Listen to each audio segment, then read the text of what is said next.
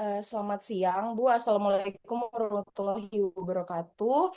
Kami dari TT 4704 yang diajarkan mata kuliah PSWD oleh Ibu akan menjelaskan mengenai DFT atau Discrete Fourier Transform. Tapi sebelum itu kami akan memperkenalkan diri terlebih dahulu, di mana ada saya Yulia Rasida Butar dan rekan Saya Sarah Atika. Saya Angelica. Saya Kevin.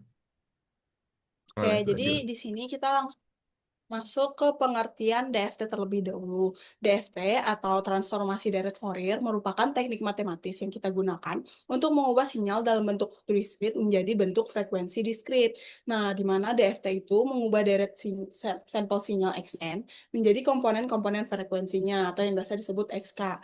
Nah, sinyal yang awalnya berupa fungsi waktu dipecah menjadi jumlah sinus dan kosinus dengan frekuensi yang berbeda.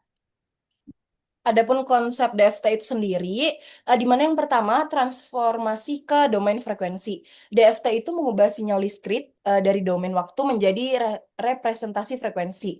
Yang kedua itu bekerja pada sinyal berdurasi n sampel, di mana DFT itu hanya diterapkan pada sinyal yang panjangnya terbatas atau finite length. Terus yang ketiga itu ada spektrum yang berulang, di mana hasil transformasinya itu bersifat periodik dengan periode n, dan pola frekuensinya itu akan muncul kembali secara berkala. Dan yang terakhir itu ada kaitan antara waktu dan frekuensi, di mana pergeseran sinyal itu mempengaruhi fase spektrumnya, kemudian menjumlahkan sinyal itu, spektrumnya itu ikut dijumlahkan. Dan operasi pada waktu dan frekuensi itu saling berpasangan. Misalnya konvolusi di waktu itu sama dengan perkalian di frekuensi.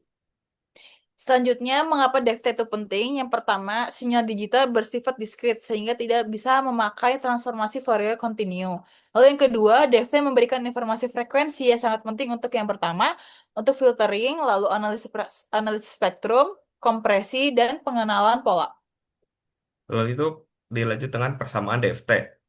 DFT ini ialah dari XK, yaitu K dari 0, 1, lalu N bin 1.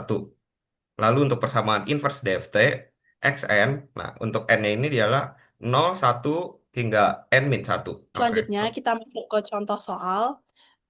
Yang soal pertama yaitu diketahui deret diskrit XN dengan panjang terbatas 4, XN sama dengan 0, 1, 2, 3. Pertanyaannya, tentukan 4 poin DFT dari XN.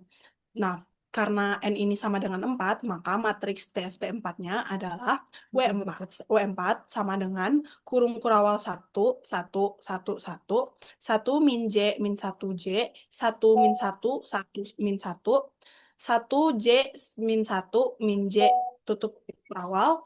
Nah, sehingga sinyalnya itu menghasilkan X4 sama dengan kurung kurawal 0, 1, 2, 3, tutup kurung kurawal.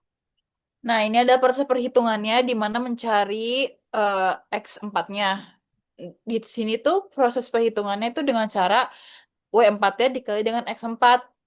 Jadi 1 dikali 0, selanjutnya juga 1 kali 1, 1 kali 2, 1 kali 3. Lanjut, lalu selanjutnya adalah untuk perhitungan nolnya dan seterusnya akan menghasilkan hasil dari 6 min 2 plus 2J min 2 min 2 min 2J. Kemudian untuk contoh soal yang kedua itu diketahui di deret diskrit XN dengan panjang terbatas 4, di mana XN itu adalah 1, 0, 4, dan 5. Pertanyaannya tentukan 4 poin DFT dari XN. Nah, ini W4-nya itu buka kurung kurawal, ini ada 1, 1, 1, 1, 1 min J min 1 J, 1 min 1, 1 min 1, dan 1 J min 1 min J tutup kurung kurawal, sehingga didapatkan sinyalnya X4 itu buka kurung kurawal 1, 0, 4, 5 tutup kurung kurawal. W4 ini adalah X4 di kurung kurawal 111, 1 min J min 1 J, 1 min 1, 1, 1 J min 1 min J. Lalu ini adalah sumber yang untuk di perkaliannya, untuk dikalikan ada 1, 0, 4, 5. Lalu 1 akan dikali 1, lalu 0 akan dikali 1, 4 akan dikali 1, 5 dikali 1.